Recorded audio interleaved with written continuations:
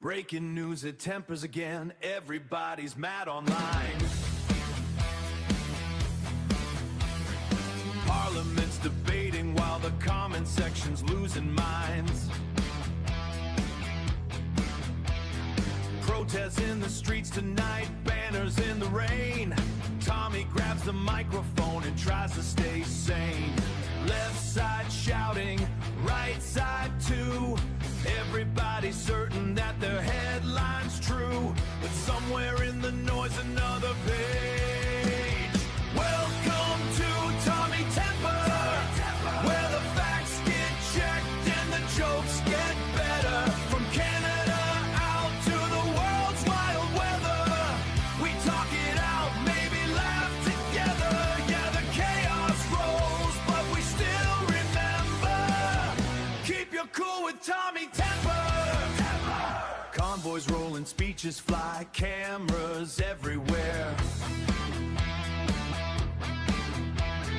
Experts arguing nightly like it's political warfare. When Tommy pours another coffee, smiles at the scene, says common sense still fits somewhere in between. Trending topics, outrage storm, everyone declaring the new world norm. But reason sneaks, spasm and a folding chair. Welcome to Tommy Temper. News and nonsense mixed together. Serious talk, but light as a feather. Laugh through storms, we can't control forever. When tensions rise, just regroup and center. Tune it in with Tommy Temper. Take a breath, check the source. Debate without going full force. Disagree, but keep it clever. We're all riding this ride together. Welcome to Tommy Temper, where calm survives the loudest pressure. Truth with humor, that's the measure. Making sense of the global theater. News gets wild, but hearts stay gentler. Stay reasonable with Tommy Temper. Remember, folks, if everybody's yelling, somebody's got to bring snacks and logic. Okay, who's got the snacks and logic here today? Hey, good to see you. It's the Temper Show. You're watching the Temper Show. I'm coming to you from the illustrious studios here overlooking the elm line streets of Edmonton, Alberta, Canada. Let's look outside of our window here just to show you that we actually have a little bit of daylight over here. And we've got snow. Look at, there's snow on the road right there. They haven't even come and scraped the snow off the road there, so you need a 4x4 or whatever to be living up here in the cold country. But needless to say, the birds are being fed. You can see that we've got some bread up here on the lighthouse, and it's a nice day out there today. It's, well, a little bit chilly still. It's below zero. I think it was about minus 15 or something like that Celsius. It's supposed to be warming up tomorrow, closer to zero, maybe even getting a little bit above zero. Thank you very much for tuning in today, everybody out there. Thanks a lot, mods, for turning on the switches in the background there for subs only. Make sure you sub up to the channel if you can. And if you're, I know that 20% of you are watching on TVs. 75% of our audience is in the United States. So good to invite all of you in here from the United States, from the rest of Canada. We got some people that usually view from the UK and Australia and places like that. So welcome, welcome, welcome as the stream goes on here. Now today, I kind of caught, this happened about, 2 hours ago, that the United States government gave a brief. It was Caroline Leavitt, over there at the White House, gave a briefing on the war. Well, I guess you could call it special operation. Then it's not really classified as a war, but the special operation between Israel and the USA against the Islamic regime of Iran. And we've got the press briefing that, like I say, happened a couple of hours ago, And it was just so interesting. I kind of caught a little bit of it, and I thought, this is worthwhile taking a look at. So it's only, I think, about 45 minutes long or so, but really hard hitting questions. And really, you got to love Caroline Leavitt for being just a genius at answering the questions of the press there and putting the press in their places. You know what I mean? Hey, yeah, I wonder what's wrong with the chat here. I don't see anybody saying anything in the chat, but yeah, we've got to have a few people popping in here. Okay, but anyways, let's get on with the show here. We'll bring in the actual briefing that was happening, like I say, about a couple hours ago, and let's listen to what Caroline Leavitt has to say. Good afternoon, everyone. Good afternoon. Under the leadership of President Donald J. Trump, the rogue Iranian terrorist regime is being absolutely crushed. 47 years of tolerating and enabling the world's leading state sponsor of terrorism are over. Iran's murderous terrorist leaders are paying for their crimes against America, and they are paying in blood. Since 1979, the terrorist Iranian regime has actively and intentionally facilitated the killings of Americans. They chant death to America and fund other radical terrorists who attack our country and are seeking to destroy Western civilization itself. These terrorists seized our embassy and took 66 Americans hostage in Tehran.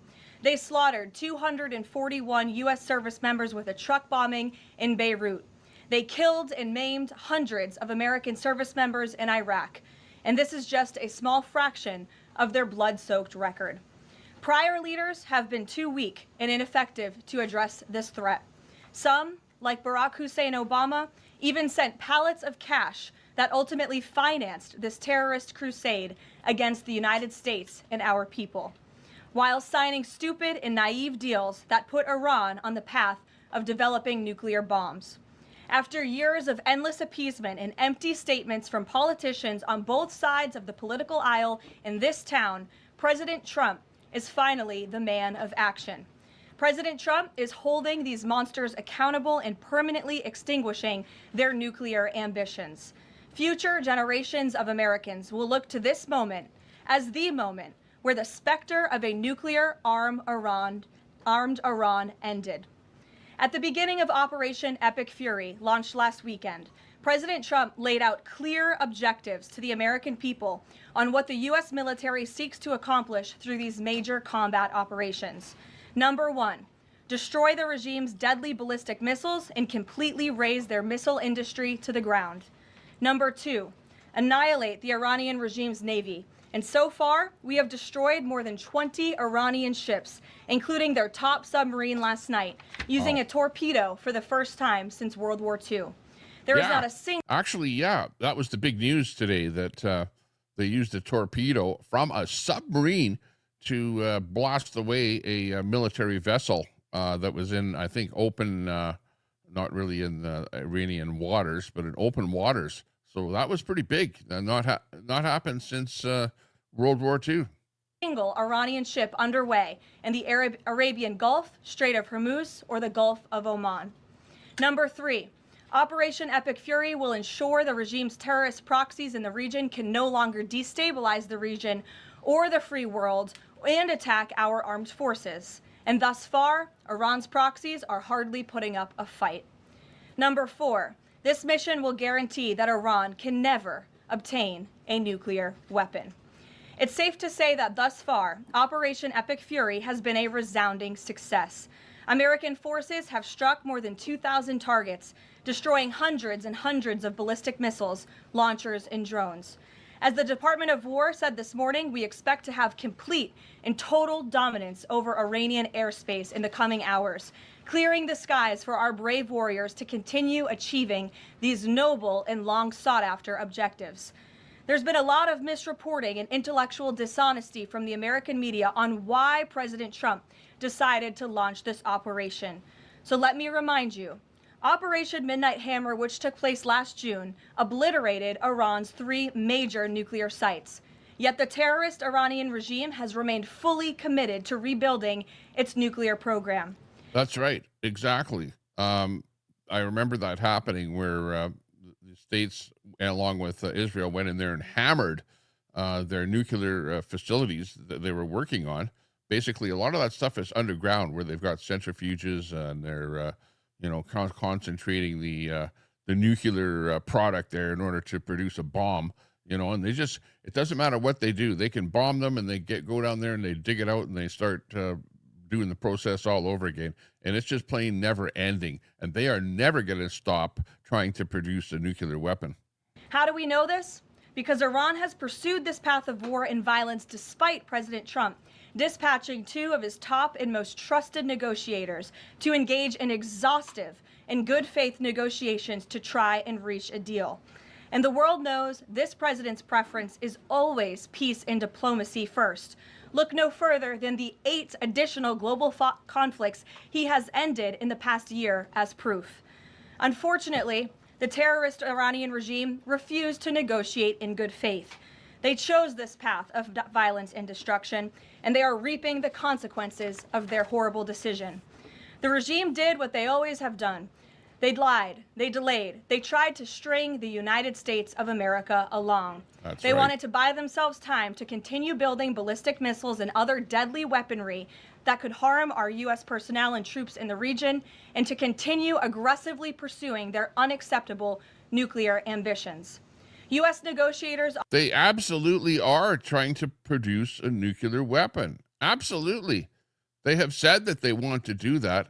They have the technology to do that. They have multiple centrifuges, deep underground, where they're trying to process that nuclear fuel from nuclear reactors.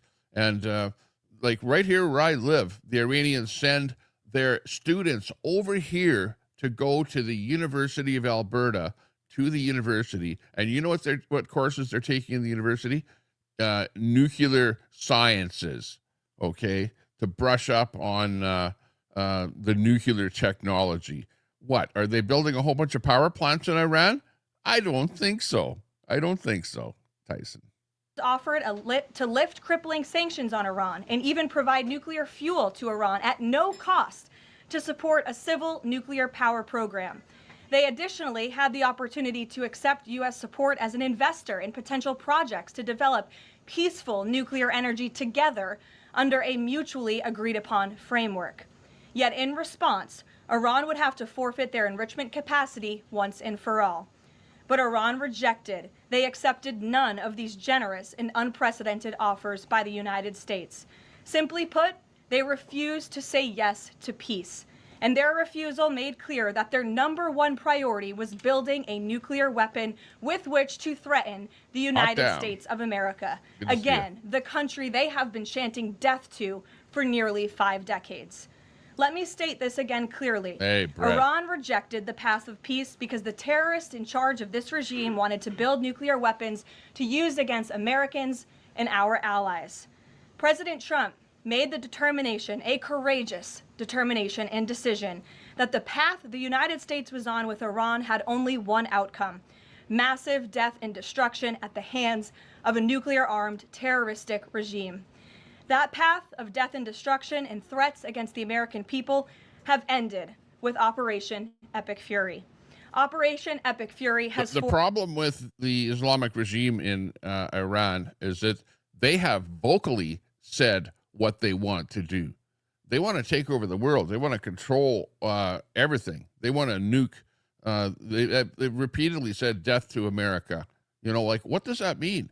When somebody says that to you and they're building a nuclear bomb, what do? Just stand by and they are also trying to manufacture long-range missiles to deploy those nuclear weapons. So, this is not just science fiction. This is actually happening. It's been happening for a long time.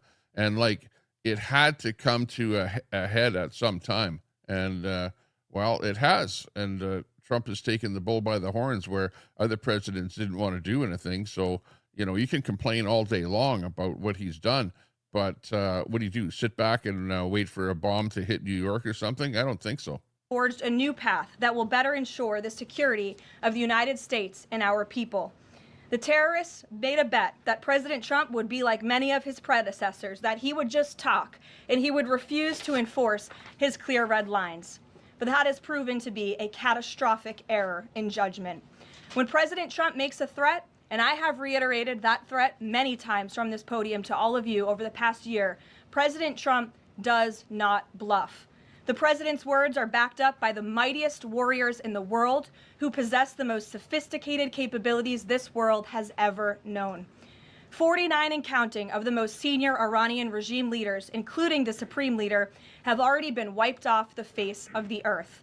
Make no mistake, killing these brutal terrorists is good for America and makes the world a much safer place. I want to also extend our prayers and condolences to the families of the 6 U.S. military service members who have been lost in Operation Epic Fury.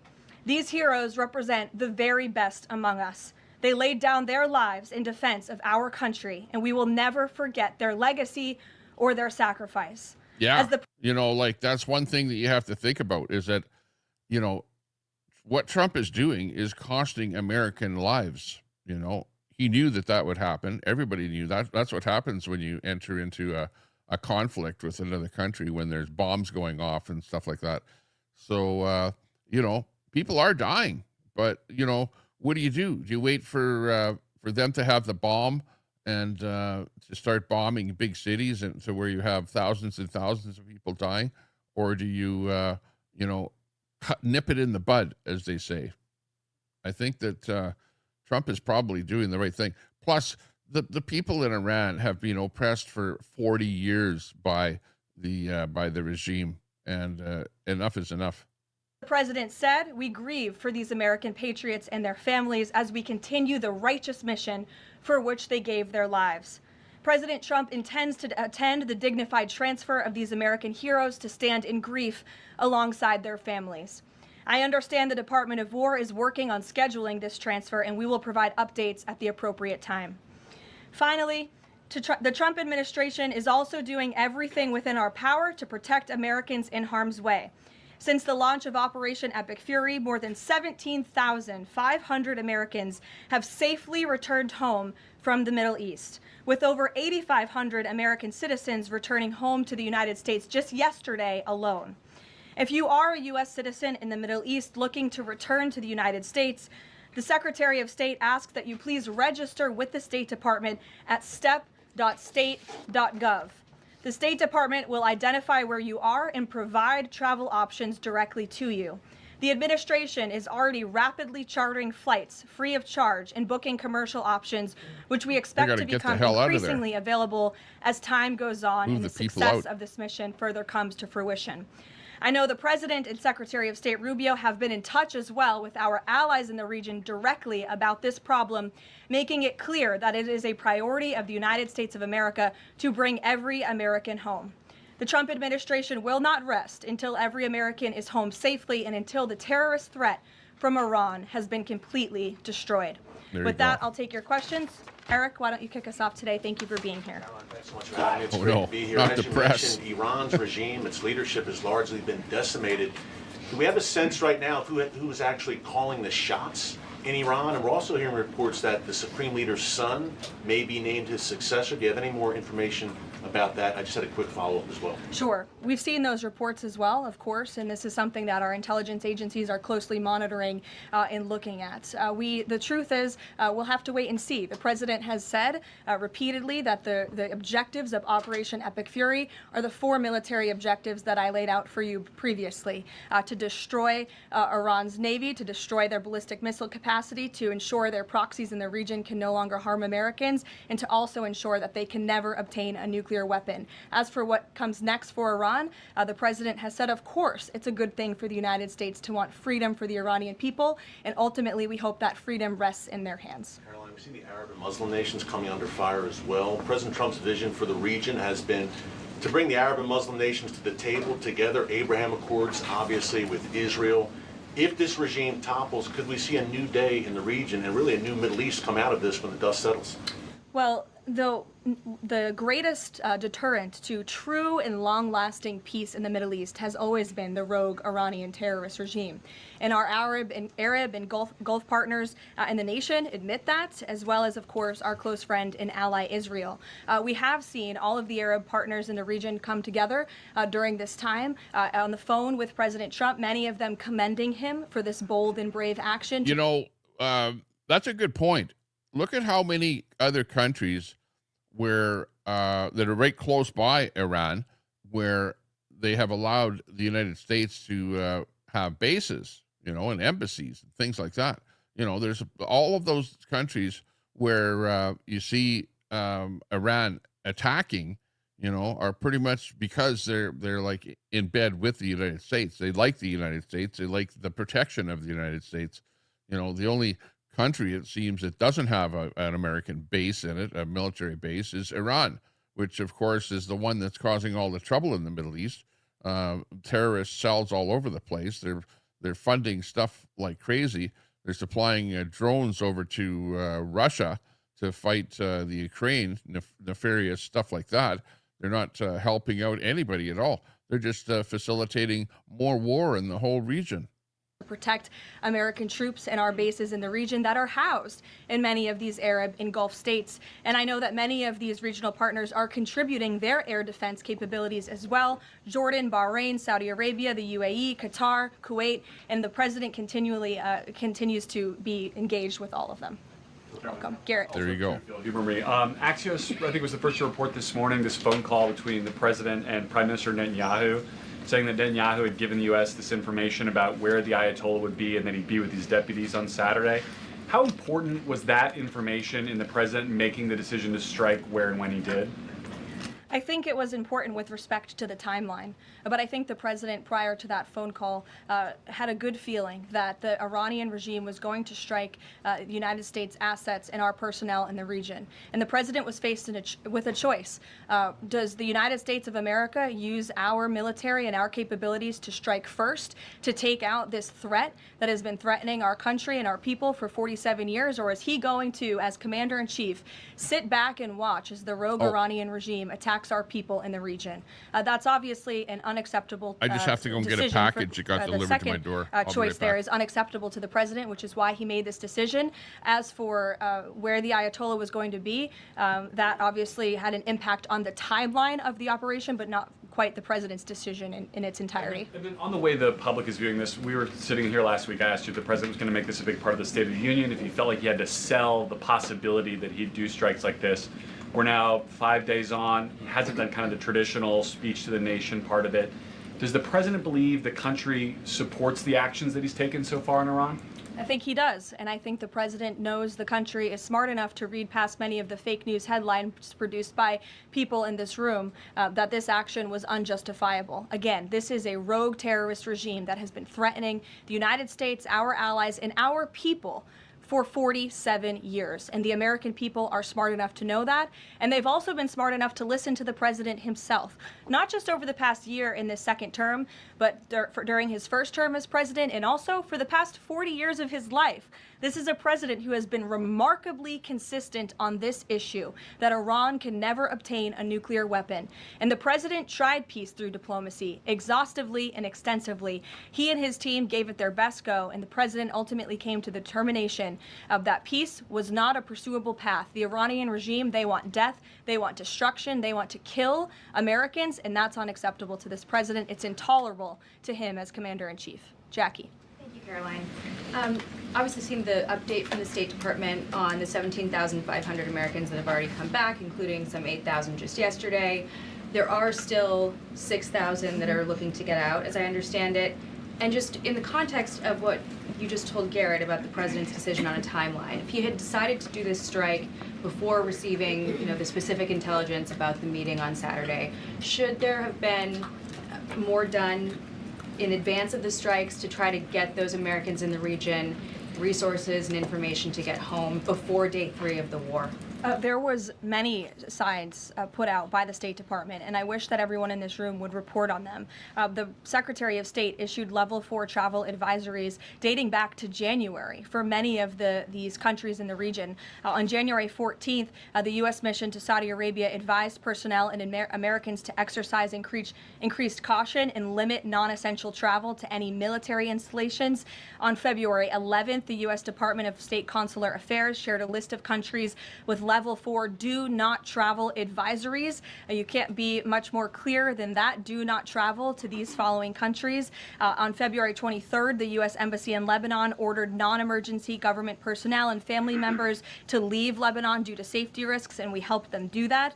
On March 2nd, the State Department urged U.S. citizens to depart Lebanon immediately. With respect to Iran, on February 27th, the Secretary designated Iran as a state of sponsor of wrongful detention and stated no American should travel to Iran for any reason. And again, on February 27th, the U.S. ambassador to Israel warned Americans to leave Iran, and they provided travel advisory alerts through the U.S. Embassy in Jerusalem. So the State Department was all hands on deck on advising extreme caution and do not travel alerts to Americans in the region. With respect to the Americans who are still in the region now, again, the State Department is asking that they register at the website so they can directly identify you, and we are actively and rapidly working to charter flights. There is some commercial flights that are taking off intermittently from these countries, and we plan to get Americans on board as quickly as possible, again, free of charge to them. And we have some additional measures that I think will be announced in the coming days. Again, I can also reiterate from the President's perspective, this is something he's brought up directly with our allies and partners in the region, that we expect their help in getting Americans home, and we will do that, and we will not rest. Yeah, but keep in mind that, like, I have an open mind, okay? I try and like everybody. I try and like Trump. I try and like Biden. I try and like Carney. I try and like Pierre Poilievre. Like, I try and come across with an open mind. And then I base, whether or not I like somebody more or maybe don't like them based on their actions and what they're doing. Are they trying to make life better for people, or are they trying to make life worse for people? Are they trying to enrich themselves and those people around them? Or are they trying to make life better for everybody? Keep that in mind. And that's the way I think about this stuff. So, yeah, in a lot of ways, people get hurt, and it takes a little bit of pain to achieve some gain. Remember that. Until every single American is returned home safely. Thank you. And then one follow-up just on how people might be experiencing this at home. With respect to the economy and the cost of oil spiking, is there a need to start those Navy escorts in the Strait of Hormuz now to sort of blunt the impact to people? And also, because Spain is a member of the EU, does that at all put a wrinkle in the president's plan for a trade embargo with them? With respect to Spain, I think they heard the president's message yesterday loud and clear. And it's my understanding over the past several hours they've agreed to cooperate with the U.S. military. And so I know that the U.S. military is coordinating with their counterparts in Spain. But the president expects all of our European allies, of course, to cooperate in this long sought after mission, not just for the United States, but also for Europe, to crush the rogue Iranian regime that, again, not only threatens America, but also threatens our European allies as well. With respect to oil prices and the economy here at home, of course, this is something that Secretary Bessent, Secretary Wright, the National Economic Council of Energy, that is led by Secretary Burgum, has been long working on and well in advance. Yesterday, President Trump announced the U.S. Development Finance Corporation will provide political risk insurance at a very reasonable price for crude carriers and cargo ships operating in and around the Gulf. Yeah, keep in mind, like, everyone has an opinion. And I have my opinion, and everyone is biased to a certain degree. Obviously, I'm biased. Brett, you're biased. Tyson, you're biased. Everybody is biased, so you're going to look at a story and you're going to spin it, to a way that fits your bias, just like the CBC or CNN or whatever does. And, hey, everybody has their own opinion about everything. But, there's two sides to every coin, too. And as you pointed out, Jackie, the president said if necessary and when appropriate, the U.S. Navy will begin escorting tankers through the Strait of Hormuz. I think it speaks to why this action was so necessary, that ultimately the energy industry is going to benefit from the president's actions with respect to Iran, because Iran will no longer be controlling the Strait of Hormuz and restricting the free flow of energy, which, as you all know, That's true. controls 20% of the world's global oil supply. Yep. Because you know what happens is that everyone has been walking on eggshells. If you run a shipping company and you're transporting oil through the Straits of Hormuz, you're always at the beckon of Iran. You know that they might bomb you or drone you or do something nasty to you. So just having that country sitting right there, and look at what they're doing. They've actually cut the availability of any of those tankers to go through that whole area. You know why? Because they can. That's why. Is it because they don't like the United States? Well, you know what? You're preventing an oil tanker from taking some oil from Qatar, for example, to China or to India or someplace like that. Why are they doing that? What? To hurt the United States? No, they're hurting China. They're hurting other countries that need that oil. And they could do that. They're doing it today, and they could do it at any time in the future. They want to be able to control that area because it's like the holding your foot on the neck of the world, basically. Caroline, the president said yesterday there wasn't time to make evacuation plans because this all happened so quickly. Given how critical the president has been of the chaotic evacuation from Afghanistan by the last administration 5 years ago, why wasn't there more of a focus on evacuation plans from the Middleeast? Well, yeah, but you consider Israel to be a theocracy of terrorist extremists, whereas I consider it to be, a country where people were basically slaughtered in Germany, and those that did get slaughtered needed to live in a place that was away from Germany. They came up with that to be the place to put the people. And they're trying to survive. They're just plain trying to survive. And then you have, different entities, constantly attacking them. So what do you expect them to do? It's like you're a kid in the schoolyard. You're just brand new in the schoolyard, and the other kids are attacking you. What are you going to do? You're going to defend yourself. It's only common sense. Could have been at least put in place, ready to go before the strikes this weekend. Again, I just laid out for you that there have been plans in place and that the State Department has been very clear to the American people traveling within this region not to travel to these regions. We gave notices to leave immediately the countries where these Americans were within. And unlike the previous administration, we actually have a number. We actually have identified the number of people in the region who have requested help. We are in direct contact and engagement with them. And you have to keep in mind, there's a few thousand people who have requested assistance to come home in comparison to the millions who we understand are in the region.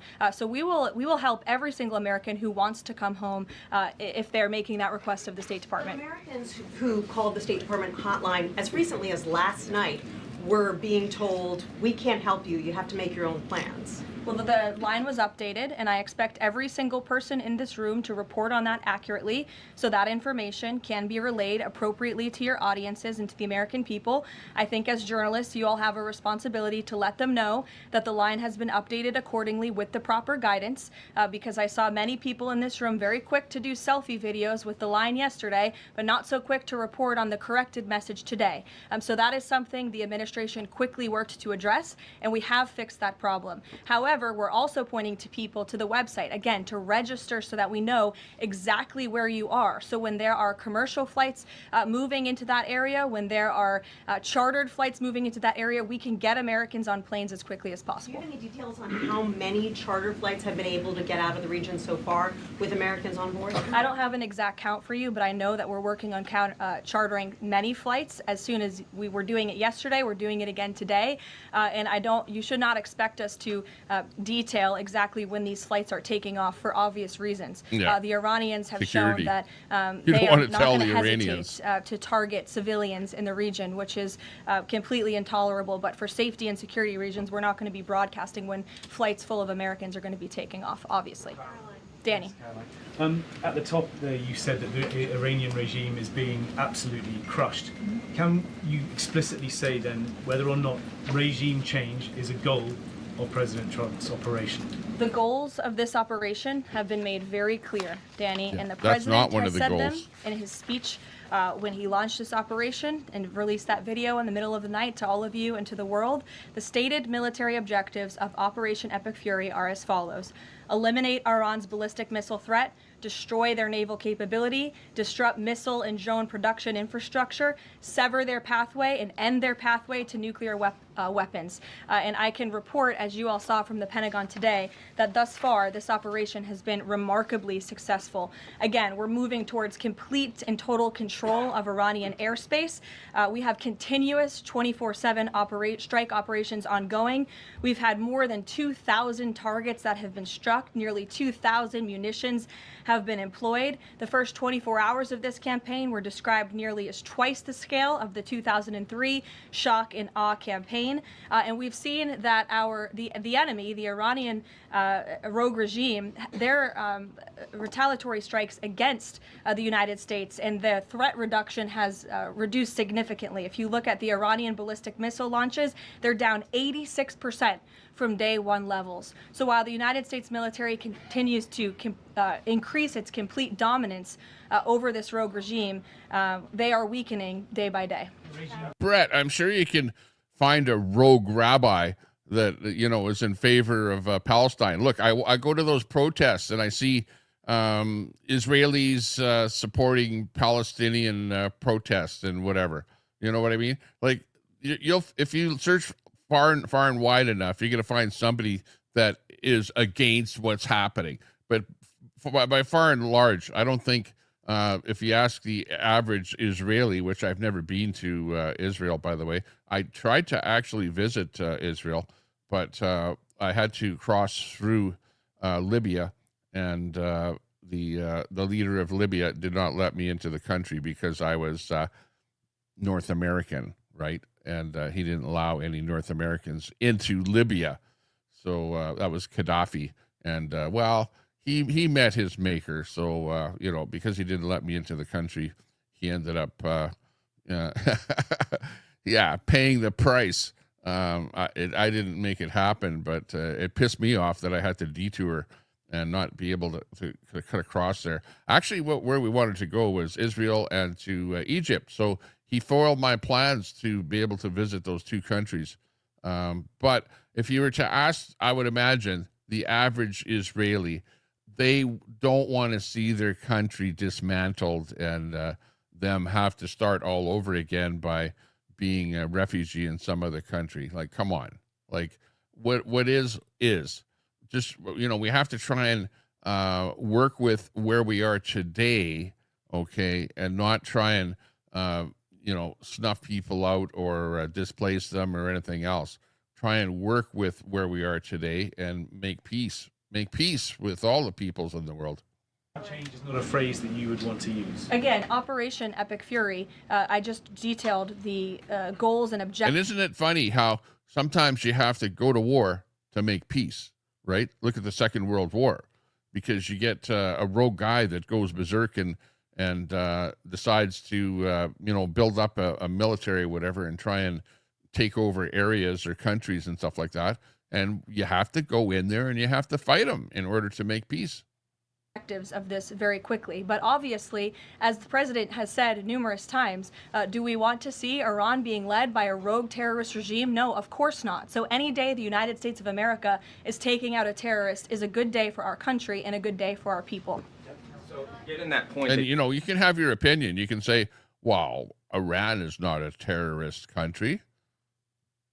Or you can actually look at the facts and you can say, yes, they are a terrorist country and they sponsor terrorism in cells all over the place and they cause havoc, you know, and that's what everybody with half a brain knows. If you know what's going on, you watch and you see. And do you want a country like that that says, we want death to America? Do you want them to have a nuclear bomb and to be building the weapons missile systems to be able to fly it into the United States? I don't think so.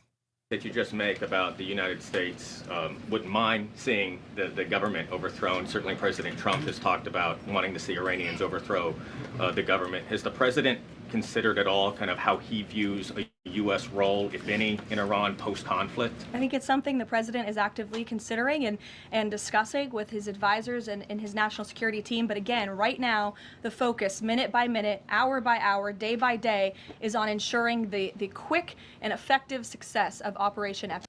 Yeah. The facts are at this point in time is that the Iranian regime has snuffed out, unalived, within the last couple of weeks, probably 40,000 of their own citizens. Now, if that kind of a regime is willing to snuff out the lives of their own citizens, they won't think twice about doing to other countries, especially other countries that they despise and have already called out and said, death to you. Like, come on. This is not rocket science here, people. Like, what's the matter? Are you not thinking? Epic Fury. Sure, go ahead. I want to ask you about the U.S. munitions I stockpile. don't even know who's speaking because I wasn't looking at you. You know, it's the same as, okay, this is really, really close to what happened in Germany. Do you remember in Germany what happened? You had a regime that got into power, and what did they end up doing? They ended up putting their own people into gas chambers and burning their bodies and getting rid of the people that live in the frickin' own country. That's exactly what this Iranian regime is doing. Do you not see that? Open your eyes. Why would you not want to stop that? Even if you go, okay, they're trying to produce a bomb or something like that, or a nuclear weapon, or they're got terror cells. You know, if you saw a country that was killing its own people, just that alone, wouldn't you want to put a stop to it? Don't you even feel sorry for all those people that have died so far? Come on. Ask a question and then I'll go to you. I want to ask you about the U.S. munitions stockpile. President Trump posted on Truth Social on Monday that the U.S. still has a good supply of weapons, but that we're not where we need to be.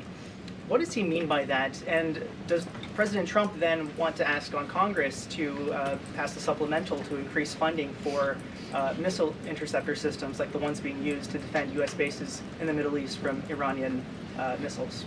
I put it this way. I know the people that commandeered those airplanes during 9/11 didn't come from Israel. Come on.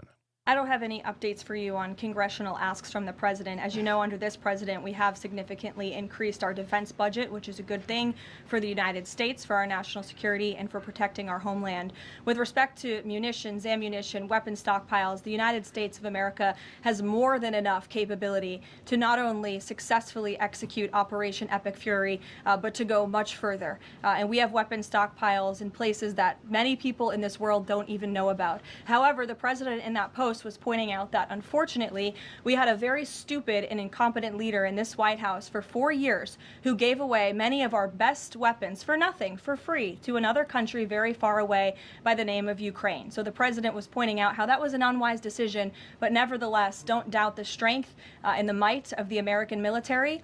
And I will also add, President Trump has rightfully been calling on defense contractors in this country to rapidly and aggressively produce American-made weapons because they are the best in the world, and the president always likes to get things done as quickly as possible, and so he's been quite vocal in his efforts to try to speed up our defense industry to protect our homeland. Caroline, could you use some... Go ahead. Caroline, could you tell us about the president's current thinking about ground troops and whether they could be used, if they were to be sent into Iran, what would they be used for? What's the situation of that? Well, they're not part of the plan for this operation at this time, but I certainly will never take away military options on behalf of the President of the United States or the Commander-in-Chief, and he wisely does not do the same for himself. I know there's many leaders in the past who like to take options options off of the table without having a full understanding of how things could develop. So again, it's not part of the current plan, but I'm not going to remove an option for the president that is on the table. Sean. Did the United States airstrike a girls' elementary school and kill 175 people? Not that we know of, Sean, and the Department of War is investigating this matter, and I would just tell you very strongly, the United States of America does not target civilians, unlike the rogue Iranian regime that targets civilians, that kills children, that has killed thousands of their own people in the past several weeks, and uses propaganda quite effectively, and unfortunately many people in this room have fallen for that propaganda. So I would caution you from pointing the finger at the United States of America when it comes to targeting civilians, because that's not something that these armed forces do. Reagan. Thanks, Caroline. Prior to the Iran conflict, the SAVE Act was really the focus of the news cycle. Is the SAVE Act still a priority for the administration? Absolutely. Could you just provide an update on the administration's talks with Congress to get the SAVE Act through? SAVE Act is absolutely still a priority for this president and the administration. The focus, of course, of much of the president's time right now is on ensuring the success of Operation Epic Fury, but the president can walk and chew gum at the same time, and he's very much continuing to focus on the issues that matter here at home for the American people, including the passage of the SAVE Act, including on bringing down the cost of living, which is why you'll see the president in about an hour and a half at the Ratepayer Protection Pledge Roundtable, where he will be sitting with big tech companies, with AI companies who are building in communities across the country and have pledged to pick up the cost of the electricity tab in these small towns and communities across the country, which is a great thing for American consumers. So you'll be hearing from the president directly on this very important domestic agenda item later this afternoon, and it's something that he mentioned in his State of Union address. So check it off the list as another promise made and kept by this president. Sure, go ahead. Thanks, Caroline. I just wanted to get back to Danny's question. So those 4 objectives that you read out do not explicitly include regime change. If those objectives were achieved and the Islamic Republic still existed, would that be an acceptable outcome? That's a hypothetical question that I'm not going to engage in. Again, right now, the president and the commander-in-chief are focused on executing the success of Operation Epic Fury, which we are already doing so in a very tremendous and impressionable way. Stephen. Thank you, Caroline. 2 questions. The Trump administration reportedly is considering arming Kurdish forces in the hopes of inspiring a popular uprising in Iran. Could you comment on that report? I can comment on the fact that the president has held many calls with partners, allies, and leaders in the region, in the Middle East. He did speak to Kurdish leaders with respect to our base that we have in northern Iraq. You know, say what you want about Caroline Leavitt here, but she is an extremely eloquent person. President Trump was saying yesterday that she does know her stuff. She knows exactly what's going on. She knows what she can answer and what she can't answer. And really, if I was the president or the prime minister, I would gladly have her as a media representative, because she is right on the ball. You know, you can't say anything negative about her. She speaks the truth, and she does an excellent job. And she has one hell of a memory, like excellent. With someone from within taking over in Iran. He spoke about how Venezuela he saw as a successful model where Delcy Rodriguez took over and had a better relationship. Iran's President Pezeshkian, he took office in 2024 as a relative reformer. He's part of a 3-man council now replacing the supreme leader. Does President Trump see him as a potential successor who is more pliable? Again, that's another hypothetical, and I haven't spoken to the president about this specific individual, so I don't want to get ahead of him on any assessments that should be made. Thank you. Yesterday, the president acknowledged that oil prices will be a bit high. As for gas prices here in the U.S., what is the admin doing right now to counter that? I mean, should they skyrocket? Is there a plan to help, Americans right now with those higher gas prices? And then a second question. On the rash that was on the president's neck, the White House physician said it was a preventative skin cream that he was using, but why is the president using this cream? What are they trying to prevent? Oh, yeah, that's a new one. What? The President Trump has some kind of a rash on his neck, and the doctors have prescribed some kind of cream or something for his neck. I didn't hear anything about that other than this little point here right now. So yeah, interesting that something's going on with him there. Got some kind of a rash. With this cream. To your second question, I don't have anything additional to add to the physician statement that we provided to all of you on those questions, but I know the statement said that the redness on the neck will dissipate within the next couple of weeks. To your first question about oil prices, thank God we have a president who has exuded American energy dominance over the past year, an administration that is wholeheartedly focused on keeping prices stable as best as we can. Of course, this operation is temporary to protect the homeland, but crude oil prices did fall yesterday. They remain stable today after the president announced steps to ensure the stability in global energy markets. I think, though, that crude oil prices are probably up about $10 a barrel since the start of the operation. So they are up. But she's right. You know, the United States is just lucky that you guys have really, you know, drill, baby, drill, put that program into place so that you're producing, you know, as much oil as you can out of your own ground. Plus, you have the supplies of us up here in Canada from the tar sands, as I like to say them, because the naysayers call them tar sands, oil sands. But actually, it is like a tarry type substance mixed in with the sand. I've actually been up to Fort McMurray and worked in the tar sands, the oil sands, at probably a couple of different operations with different companies up there. So I've had a firsthand view of exactly how that operation works. I've been in the area where the stuff is coming up on the conveyor belts, and you have to wear the gas masks and stuff like that. So yeah, big operations up there. But yeah, price of oil has shot up about $10 a barrel. We're seeing maybe you know, at minimum about a 10-cent a liter increase in the price of gasoline at the pump here. So it absolutely has affected the price of oil worldwide, no doubt about it. Again, those include the DEC offering reasonably priced political risk insurance and the potential for the U.S. Navy to provide protection for the flow of energy through the Strait of Hormuz. It is the president's belief and his economic team's belief that the economy continues to be very strong, it's robust, and will be able to weather any of the temporary impacts of Operation Epic Fury. John. Thanks a lot, Caroline.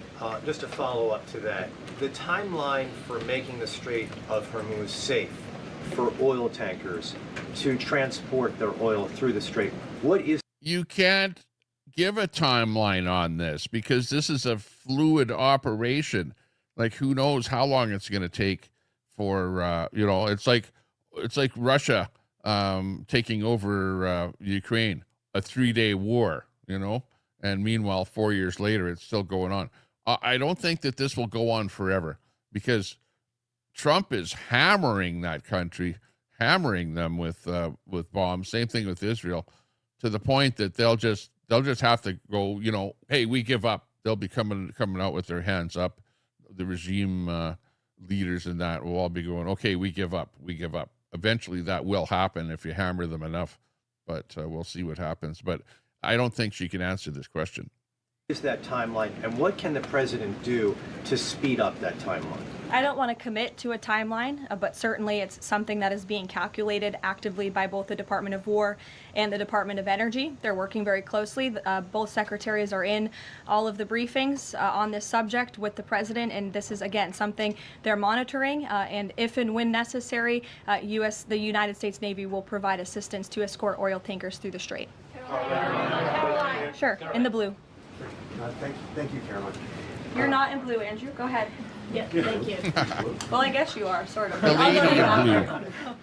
You had mentioned about the commercial aircraft being used for the evacuations.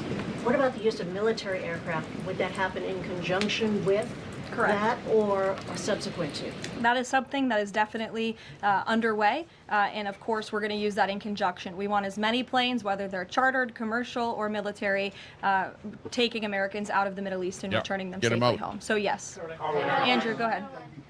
You're welcome. At the top of the briefing, you listed a long list of grievances against the Iranian government, going back to the takeover of the embassy in '79, barracks bombing in the '80s, etc. But no one from the administration has laid out the imminent threat that was supposed to be taken care of by this. And the rationales offered by, say, Secretary Rubio, the president's national security advisor, said that the threat was retaliation against American interests from Iran after Israeli strikes. The president says it was his own feeling that Iran was going to attack. Why is it that across the administration you can't say what the imminent threat against the United States was that required us to launch this? And also, Prime Minister Starmer told Parliament today that his reason that he didn't allow the use of British bases was that he was not satisfied that there was a lawful basis and a viable, thought-through plan. Was there an attempt to provide the UK government with a legal basis for these strikes and a viable, thought-through plan? To the first question, I completely reject the premise of your question. You have had the President of the United States, the Secretary of War, the Chairman of the Joint Chiefs, the Vice President of the United States, the Secretary of State, and now I am out here today to explain to you exactly what led the President to make the decision to launch Operation Epic Fury. And President Trump does not make these decisions in a vacuum. This decision to launch this operation was based on a cumulative effect of various direct threats that Iran posed to the United States of America, and the president's feeling based on fact that Iran does pose an imminent and direct threat to the United States of America, based on the fact that they are the world's leading state sponsor of terrorism, based on the fact that they were rapidly and aggressively building up their ballistic missile program to give themselves immunity within their country alongside their navy, so that inside their country they could continue to create nuclear weapons and nuclear bombs, which would of course pose a risk to Americans in the region and even Americans one day here at home. And then another point on this is the president found that through these extensive, exhaustive, failed negotiations with Iran, that they were hell-bent on death and destruction. So again, the president was not going to be just another president on a very long list who sat back and stood by and passed the buck of this direct threat to the next administration. The president had a feeling, again, based on fact, that Iran was going to strike the United States, was going to strike our assets in the region, and he made a determination to launch Operation Epic Fury based on all of those reasons. And I would like the media to actually report on all of them, rather than just picking sound bites from one person in this administration and saying, oh, they're contradicting the other person. No, again, these decisions are not made in a vacuum. They are made by the president's feeling that Iran was going to strike the United States and our assets in the region, and he was not going to sit back and watch that happen. The determination was made that the president was going to strike first alongside Israel, and that has obviously been proven to be the right decision and an effective one at that. Yeah. Libby. There you go. There's like a really good example of her being very eloquent and or eloquent in her answering the questions, and really in depth and knowledgeable about what's going on. She's paying attention and she's feeding it right back to them there. The press is really bad at, you know, like she says, picking sound bites or picking the words of one person and then using it against the entire operation, which is not the way to do it. Yeah, I'm biased. I'm absolutely biased. I don't know everything. I don't profess to know everything. You know, a lot of what's out there by all governments, whether it be Russia or Iran or the United States, everyone feeds you propaganda. They feed even Canadian government. Canadian government feeds you propaganda every day. Turn on CBC television. It's 100% complete propaganda. Like we're being brainwashed by propaganda. So it's up to us to try and pick out from all of the propaganda the things that you think are correct and not be spouting off stuff that's like conspiracy theories and stuff like that, because there's an awful lot of that stuff going out there. And just because one person says something, does that, like, you know, make him correct and everybody else wrong? You know, that's how conspiracy theories start. You know, like, for example, is the earth flat? You know, some people believe that, but is it really flat? Well, why are there so many people that believe that? Gee, maybe I should believe that the earth is flat just because other people tell me so. But that doesn't make it true just because other people are saying it. Libby, go ahead. Thank you, Caroline. A two-part question for you here. First, has the president spoken with the family members? Speaking of flat TV, hey, or not flat TV, flat Earth. Speaking of flat Earth, it's Fry TV. Good to see you there, Fry. Of those U.S. service members that were killed. Second, given what you've outlined throughout this entire briefing, I mean, the United States has sunk a bunch of Navy ships. We've hit all of these targets. What can Americans expect the goal to be moving forward now that the U.S. has accomplished all of this? What is victory, given we've even taken out Iran's supreme leader? That was an explicit goal. Again, victory will be determined by the commander-in-chief once the goals and the objectives that we have repeatedly laid out are fully realized. Again, we just, in the next few hours, will be achieving that dominance over the skies, which means the United States military will be raining missiles and weapons down on Iran to hit these specific targets that have been identified as crucial to take out by the Department of War. And also, just because I don't agree with what you say, whether it be Fry TV or Brett or Tyson or Cadamus Rex or whatever, you know, hey, you might be right. I might be wrong. You know, I don't know, because I'm not the Mr. Know-it-all, and I don't profess to know everything. That's for sure. But all I am is just a guy out here trying to figure out what's going on in the world, trying to use a little bit of common sense. That's all. And I'm just not a guy watching what's going on. But in this particular case, I've actually traveled to Iran. I've talked to the people in Iran. I've talked to the students that come here, you know, and what they're up to over in Iran. And I know how they feel about the regime over there. So, like, I have a pretty good inkling as to what it's like over in Iran. John. Thank you so much, Caroline. Has the U.S. posture changed in regard to a nuclear North Korea, given the latest strikes on Iran and the fact that the stated goal is to make sure that Iran is not a nuclear country?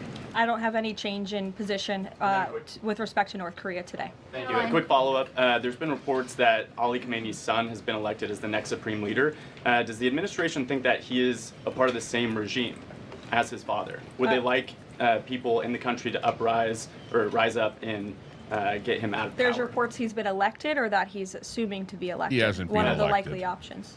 Pardon me, what was that? That he's one of the likely options, or that he has been elected. Okay, so we'll wait to confirm until someone actually is elected. Caitlin. You just mentioned that the president is going to attend the dignified transfer for these families. Given what Secretary Hegseth said this morning, is it the position of this administration that the press should not prominently cover the deaths of U.S. service members? No, it's the position of this administration that the press in this room and the press across the country should accurately report on the success of Operation Epic Fury and the damage it is doing to the rogue Iranian regime that has threatened the lives of every single American in this room. If the Iranian regime had their choice, they would kill every single person in this room. And so we can all be very grateful that we have an administration and that we have men and women in our armed forces who are willing to sacrifice their own lives for the rest of us in this room, and for every American across the country, and for every troop that is based in the Middle East. That's what these... Secretary Hegseth was complaining that it was front page news about these 6 service members who were killed. That's not what the Secretary said, Caitlin, and that's not what the Secretary meant, and you know it. You know you are being disingenuous. There is not... We've never had a Secretary of Defense who cares more... Drones get through, or tragic things happen, it's front page news. I get it, the press only wants to make the president look bad. Yeah, As you know, we cover the deaths of U.S. service the, members under every president. The press does only want to make the president look bad. That's it. She's almost like Queenie there, always talking about the Vagisil. That's a fact, especially you. No, listen to me. Especially you, and especially CNN. And the Secretary of Defense cares deeply about our war fighters and our men and women in uniform. He travels all across this country to meet with them, to connect with them, and your network has hardly ever probably reported on that. You also had the chairman of the Joint Chiefs, Chairman Kane, who's a brave patriot, standing alongside the Secretary at the Pentagon this morning, again expressing his condolences to these families. And I just told you that the President of the United States will be attending their dignified transfer. So please, that's not making the president look bad. That's showcasing that. And we expect you to cover that as you should. We expect you to cover that as you should, Caitlin. But you and your network know that you take every single thing this administration says and tries to use it to make the president look bad. CNN. That is an objectable fact. I don't think covering troop deaths is trying to make If the you're president trying look to bad. if you're trying to argue right now that CNN's overwhelming coverage is not negative of President Donald Trump, I think the American people would tend to agree, and your ratings would tend to disagree with that as well. Go ahead. Taking a page out of Trump's playbook On there. the school Sure. strike, back to that for a Hang minute. on. I understand that the U.S. does not Hang on. target civilian infrastructure. Hang That's on. what We got to hear from Donald Trump on that one. Where is Mr. Trump? Come on, Mr. Trump. Where's the soundbite? Right here. Oh, Quote, fake news. Fake news. You are fake news. It's all fake news. Fake news. It's phony stuff. It didn't happen. It's all fake news. you said. Can you say that there's any evidence right now that it was not a U.S. strike? And then also, you didn't mention Israel in that. Is there any assessment about Israel's potential likely, role in that, if at all? Again, the Department of War is currently investigating this matter, but again, I will reaffirm that the Department of War and the United States Armed Forces do not target civilians, as does the Iranian regime, who kill and execute their own people. Christian. On two separate issues, Caroline. First, what can you tell us about the military operation in Ecuador? And then secondly, is the president considering invoking the Defense Production Act to boost munition stockpiles while we are in this conflict? It's not something I've heard the president consider, but as you know, the president has been in pretty direct correspondence and public correspondence with defense contractors, asking them to aggressively speed up their manufacturing of American-made weapons, which again are the best in the world. With respect to Ecuador, I would point you back to the statement released by the U.S. Southern Command. On March 3rd, Ecuadorian and U.S. military forces launched operations against designated terrorist organizations. These operations are a powerful example of the commitment of partners in Latin America and the Caribbean to combat the scourge of narco-terrorism. And together, we are taking decisive action to confront narco-terrorists who have long inflicted terror, violence, and corruption on citizens throughout the hemisphere. And with on that, I would also add that this weekend, I'm pleased to announce, the president will welcome the heads of state from 12 nations across our Western Hemisphere in Miami, Florida on Saturday. The point of this newfound Latin America summit is to promote freedom, security, and prosperity in our region. The following countries will be in attendance: Argentina, Bolivia, Chile, Costa Rica, the Dominican Republic, Ecuador, El Salvador, Honduras, Panama, Paraguay, Trinidad and Tobago, and maybe some others as well. And the president will be speaking with the leaders of this country, who have really formed a historic coalition to work together to address criminal narco-terrorist gangs and cartels and counter illegal and mass migration into not only the United States, but the Western Hemisphere, which remains a key and top priority of this president. Thank you very much, everyone, and you'll see the president yourselves in an hour. Thank you, Caroline. Thank you, Caroline. Okay, so that's pretty much it. Yeah, thank you very much to the White House for providing us that bit of information on the what's known as the Caroline Leavitt brief from the White House. And we just heard what the latest is on the operation, the special operation happening over in the Middle East. And let's see, I'd also like to talk a little bit about these guys here. We've got coming in here a little video. I watched these guys an awful lot. If you want to find out, and they're not really pro-China. I would have to say that they're kind of anti-China. So, they do a report on China once in a while, maybe once a week. They get on there and do a live. They also do some clips and stuff like that. But they, I don't know if they're presently living in China. I would kind of doubt it by the way they talk. But and I don't really know their names, but they do run a pretty good show called the China Show, and they show what's going on over in China. And they put together a special report here, and I hope they don't give me a strike for showing them here. But you can check them out by just doing a quick search on The China Show. It's really easy to find them, the China Show, and you'll come up with them. And they're talking in this particular report about the quality of the military items that China is selling to other countries, including to Iran and to Russia. So this is actually kind of interesting. I've speeded up a little bit here, so their voices may sound a little bit fast, whatever, but they talk an awful lot. But it's the bulk of what they're talking about is just what stuff is like that's produced over in China. So let's just watch this little episode here about Chinese involvement in Iran. Everything you need to know. Is both affecting China in a bad way, but also giving them a lot of opportunities. We've got a lot of things to break down. Yeah, so we're going to go through not only their response, China's official response, what the internet's doing right now, what people on the ground are doing right now, what this means to China. And I did put together with Winston for a long time now, we put together a really good analysis report at the end of today's episode. Sorry for a little more of a serious tone today. We'll have a little bit of humor here and there sprinkled in. Sure. But I think this should be the place you want to be if you want to know what China's involvement in all this is. Yes, indeed. So let's crack on and get right into it. We will be having a regular show on Friday for those of you who are worried. So let's just focus on the whole Iran thing. Now, we all know the spectacular failure of China's stealth detecting radar in the Venezuela operation. Yeah. Well, they supplied a sort of upgraded version of their stealth radar to Iran. Here's some headlines. China provides stealth aircraft hunting radar, Beidou satellite link to Iran. That's important. You know, the GPS system that we all use in our cars, that is an American invention. And of course, these countries like Iran and China, North Korea, etc., they don't want to rely on an American system. So they have their own. China has Beidou, and Russia has, I think it's called Glasnost, something like that. Glasnost. Yeah, Glasnost. Yeah, you know what I mean? It's called something like that. Perestroika. Yeah, it's called Stalin link. What is it called? Glonad? Lenin link, It's dude. whatever it is, yeah. They've got Lenin link. So, of course, China It's Russia's version of Starlink, Lenin link. That's funny. Supplied their version of GPS to Iran, so that Iran can, carry out its things without worrying about American influence. So, of course, they provided these fantastic stealth detecting radars.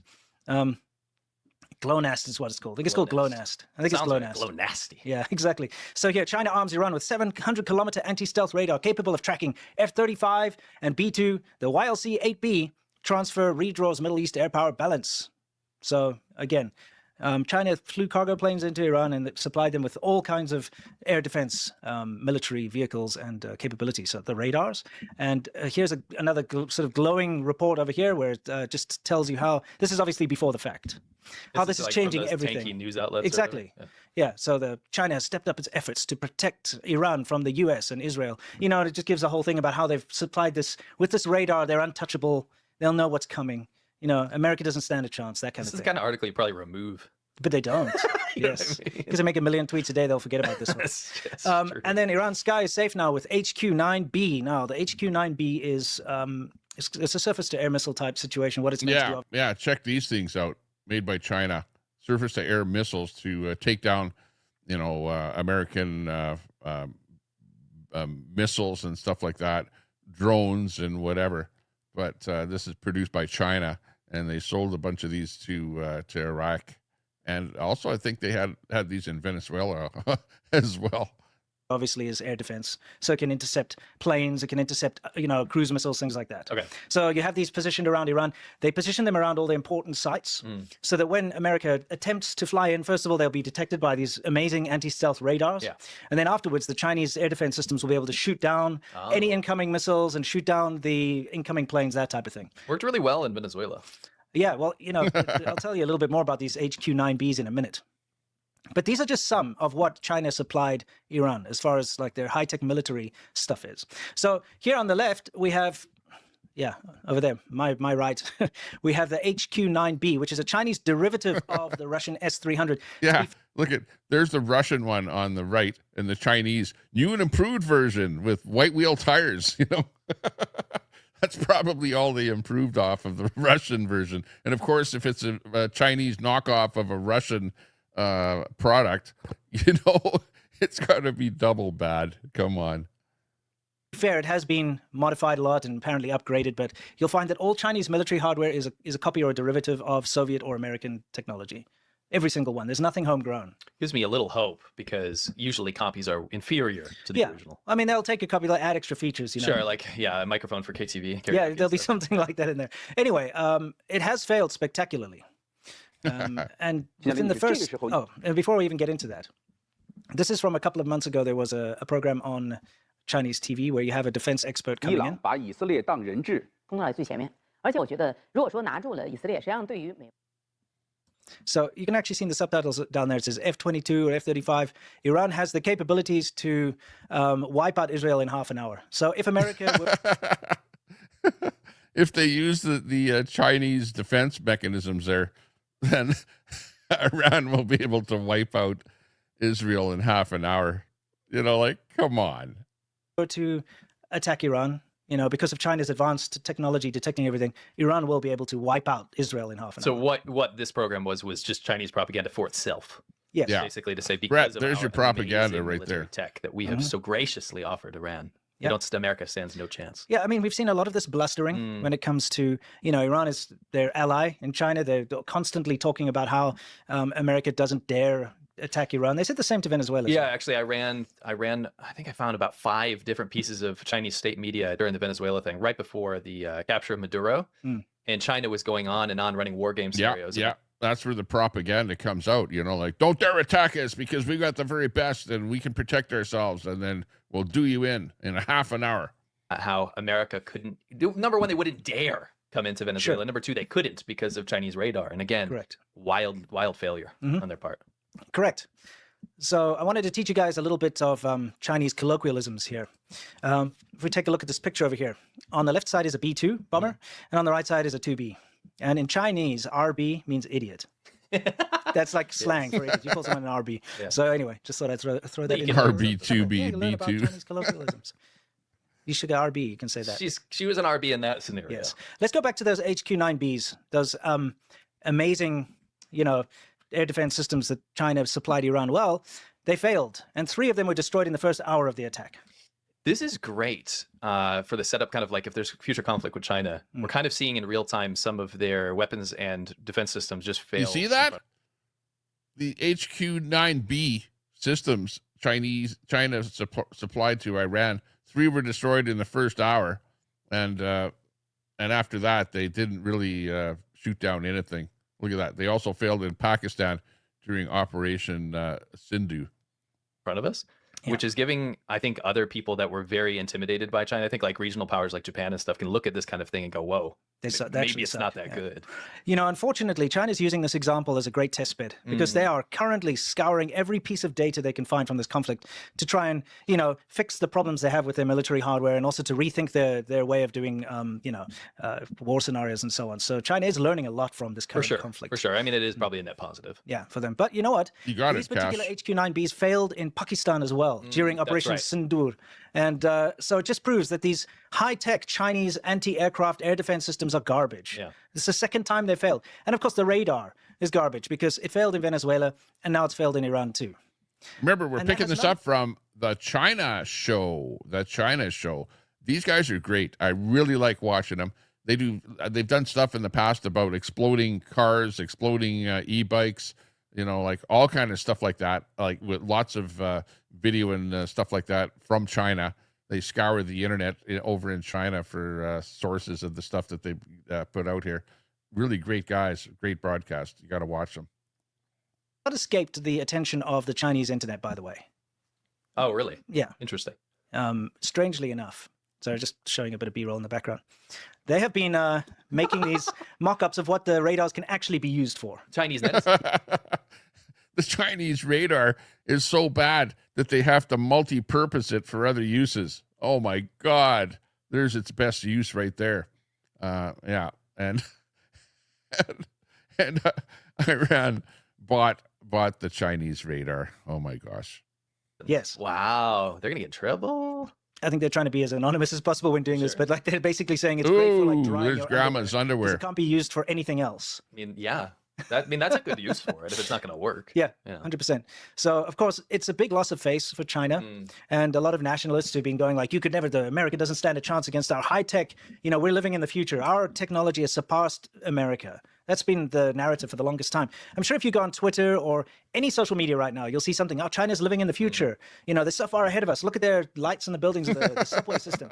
This is the America's future. left in the past, all that kind of stuff. And so, unfortunately, people have taken that on. They're believing the lie. China is not more advanced than the U.S. Yeah. Don't worry. Canada is working a deal to buy some of this equipment to supplement our military here in Canada. No doubt. That's why Carney is over there talking to China so much. Oh, my gosh. At all. They're good at creating a lot of something.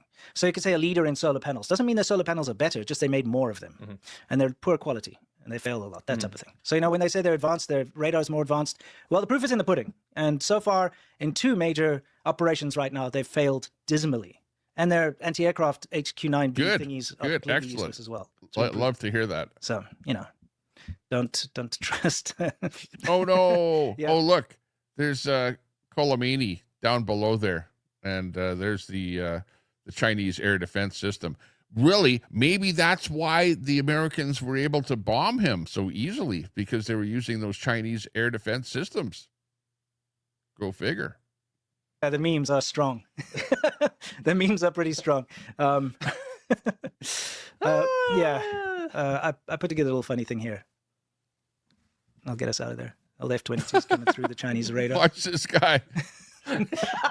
He's checking people as they go into a venue. Yeah, I mean, it's true, though. Oh, man, okay. I remember that one. Funny. So here comes China's official response from this is the Chinese embassy in the US, but of course, this was just reposted from the Ministry of Foreign Affairs. And they say the attack and killing of Iran's supreme leader is a grave violation of Iran's sovereignty and security. It tramples on the purpose and principles of the UN Charter and basic norms in international relations. China firmly opposes and strongly condemns it. China likes to lean a lot on this idea of international law and using the UN charters when they themselves constantly break international law and constantly ignore UN charters. Exactly. So it's not to say... Yeah, against their own people, really. And coming into Canada here and doing stuff and manipulating our elections up here in Canada and being embedded with different politicians and stuff like that. And CSIS, the spy agency in Canada, has pointed that out to our government, and the Liberal government doesn't want to do a damn thing about it. That the US is completely right in this situation, but not to say that China is right. Does it make sense? Yeah, I'm looking at this. I've seen the media kind of shift. No, these guys are not Chinese at all. They're American. Well, in fact, I don't know where they're from, to be honest with you, but, I assume from the States. But they have lived. They have lived in China, and they speak very fluent Chinese, because I've heard them speak Chinese. How China does things, because people used to acknowledge that China thrives in chaos. Like they do. Like if there's something crazy happening or whatever, they can kind of project this idea of stability to the rest of the world. Meanwhile, in China, like things are absolute chaos. The government runs on corruption. It's a very broken system. Very. Right? Yeah. And the media has kind of been picking up on this. You kind of see them as like, well, now America is kind of the powder keg and they might win, but China is going to be this kind of like backup plan for a lot of other countries because they're going to see China as a bastion of stability. And it's just not the case at all. I mean, there are plenty of examples we can point to when it comes to China breaking international law. Very simply, look at the South China Sea. There was an international ruling that said that does not belong to China. The Philippines, water around the Philippines and, Vietnam and so on, they belong to those countries. But China ignored that and built military islands in those areas, man-made islands. And building more. And they're patrolling them and they're harassing and attacking the fishing vessels with water cannons and so on. Yeah. When it comes to international law, they signed an agreement with the UK that Hong Kong would have that autonomous period, 50 years of autonomy, and they completely threw that under the bus and just went ahead with their, national security law anyway. Of course, when it comes to international law, China is probably one of the biggest breakers of it. So it's very hypocritical for them to fall back on that and try to pretend like they follow international law. Well, they buy out international organizations. We saw what happened with the WHO with COVID and stuff, right? They got the WHO to tell the world that it's not contagious. Yeah, have you seen the flip-flop on that, by the way? Tedros is now saying that it's very suspicious that China wasn't transparent and didn't give any data, and so it looks, bad. Yeah, he's flip-flopped on that finally. It was very suspicious. Anyway, don't want to get off the point here. For sure. Just showing you that this is what they did. But this is more interesting because I would like everybody to look at China's actual response, because their official response is always going to be worded. Oh yeah, like we play by the rules. We hope that the rest of the world plays by the rules too. Follow the rules. Yes, that's the official response. But as soon as the bombs were dropped, anti-US protesters funded by pro-China tycoon mobilizers as first bombs fall on Iran. If you're not familiar with this particular individual here, his name is Neville Roy Singham, and he is a billionaire who lives in China and who funds all of these anti-American organizations, pro-CCP organizations. He looks like Dr. Evil in blackface. Dr. Evil. I don't know if it's blackface. Well, brownface. But he looks like Dr. Evil, and he is. So you see here is the Chinese propaganda feeding into the United States and probably into Canada. And you see these protesters out there protesting against Trump and against America, going in and cleaning up in the Middle East. And, he's funding these protesters out there. If there's an embodiment of like Dr. Evil, it's him. He wants the US to fall. And let's take a look at what he actually managed to achieve. All right? Because he runs things like the People's Forum, or at least he's behind and backs and funds them. Code Pink, which is this radical feminist organization, anti-war. Well, as long as it's got to do with America, they love that Russia invaded Ukraine and stuff. They love China. It's if America does anything warlike, then they go to the streets. But any other country can obliterate some other country, and they'll be okay with it. Yeah, he's basically an agitator. He's an anti-America agitator. Yeah, exactly. Yeah. Anyway, so let's keep going forward and take a look. As you can see, the People's Forum was organizing, and you can see them bringing the signs into Times Square in New York immediately after this operation launched. Huh. Oh, this is before or after? Just as it happened. Just as it happened. Yeah, okay. so just as it happened. They were ready to go. They probably had all the signs printed, to be honest, because it was so quick.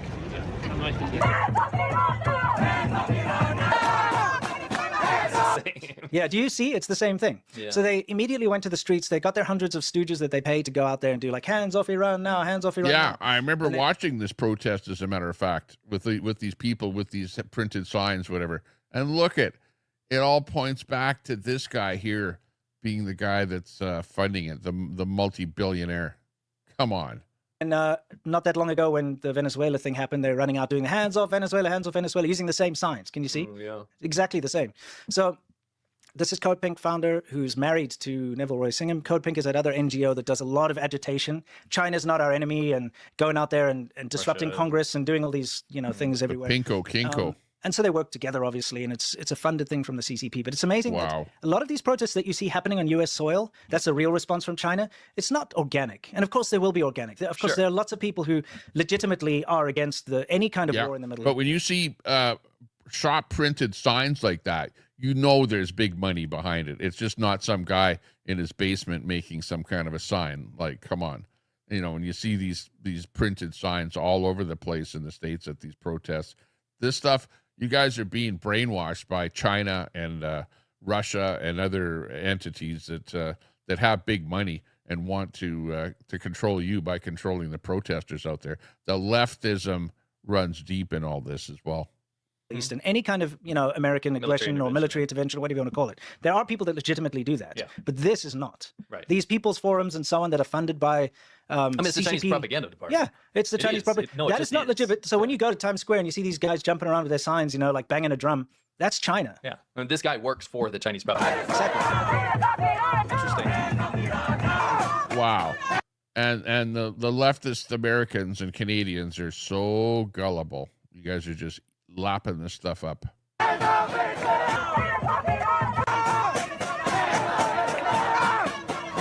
And you know what? Nowhere on that sign does it say made in China or funded by China either.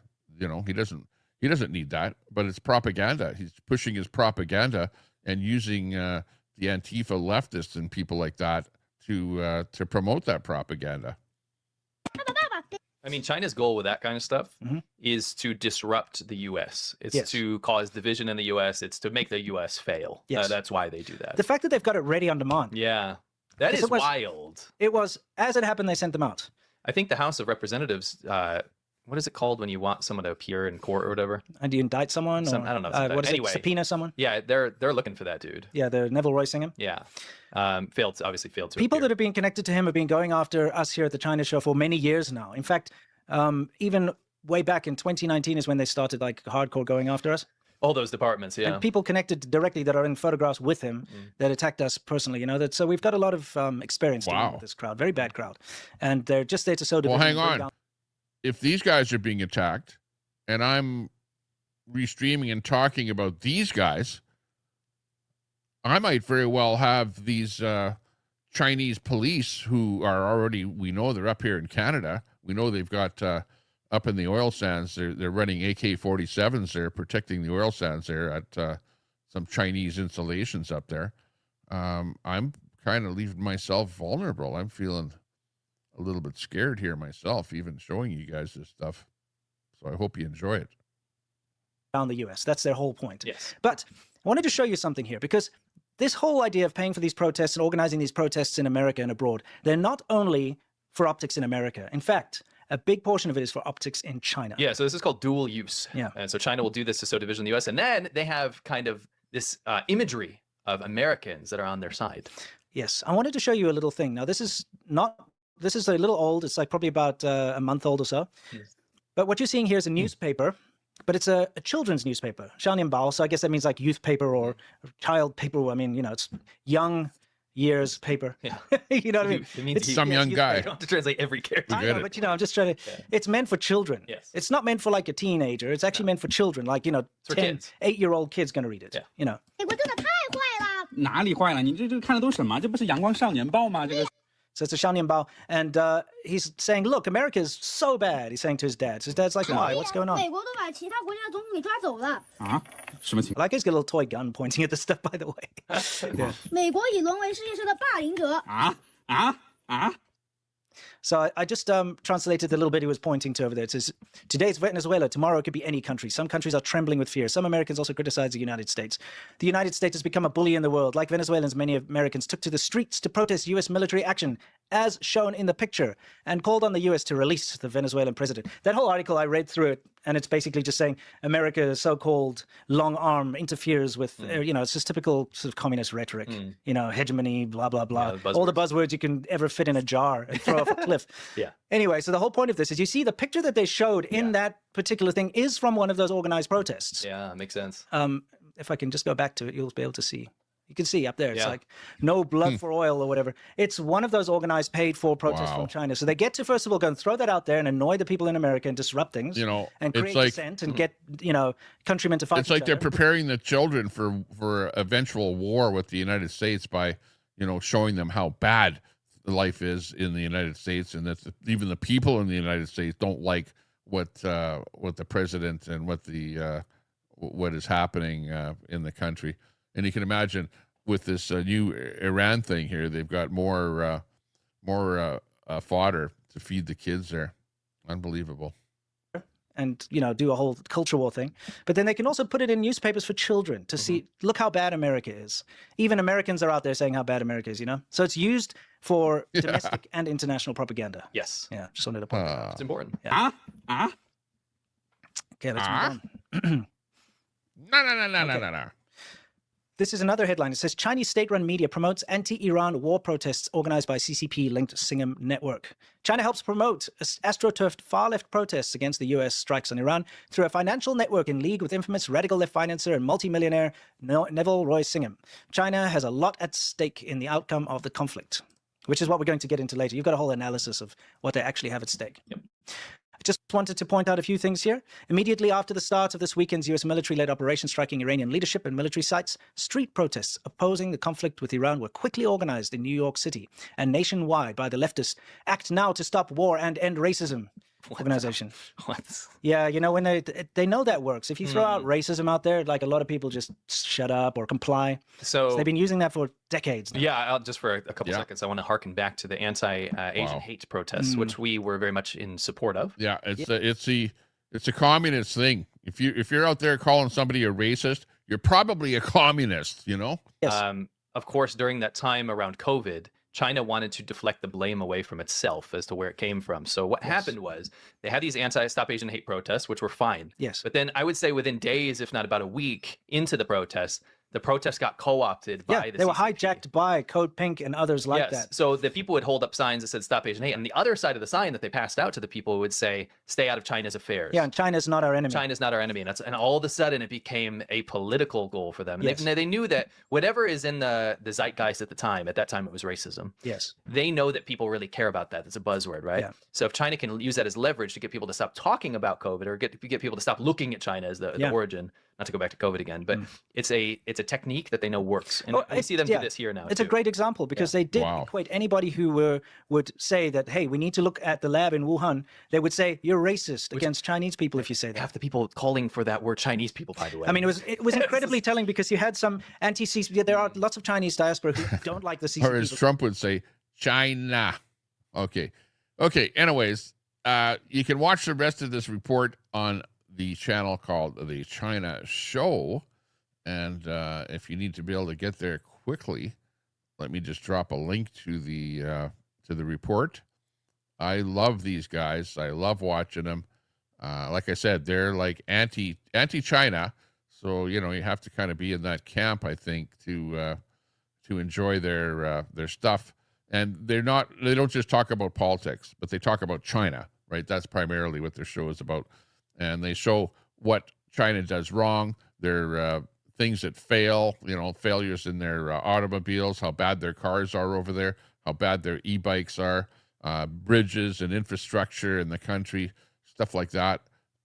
Great couple of guys, and I really enjoy watching them. Every time I come on there, I watch them, and they're funny.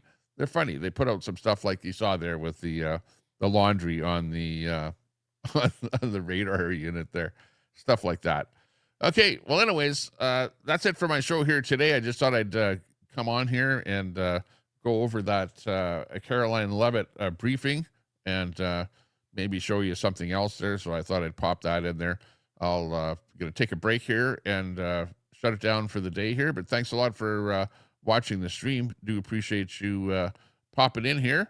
And we'll see you the next time we go live. Take care. Breaking news, it tempers again. Everybody's mad online. Parliament's debating while the comment section's losing minds. Protests in the streets tonight, banners in the rain. Tommy grabs the microphone and tries to stay sane. Left side shouting, right side too. Everybody's certain that their headline's true, but somewhere in the noise another page. Welcome to Tommy Temper, where the facts get checked and the jokes get better. From Canada out to the world's wild weather, we talk it out, maybe laugh together. Yeah, the chaos rolls, but we still remember. Keep your cool with Tommy Temper. Convoys rolling, speeches fly, cameras everywhere.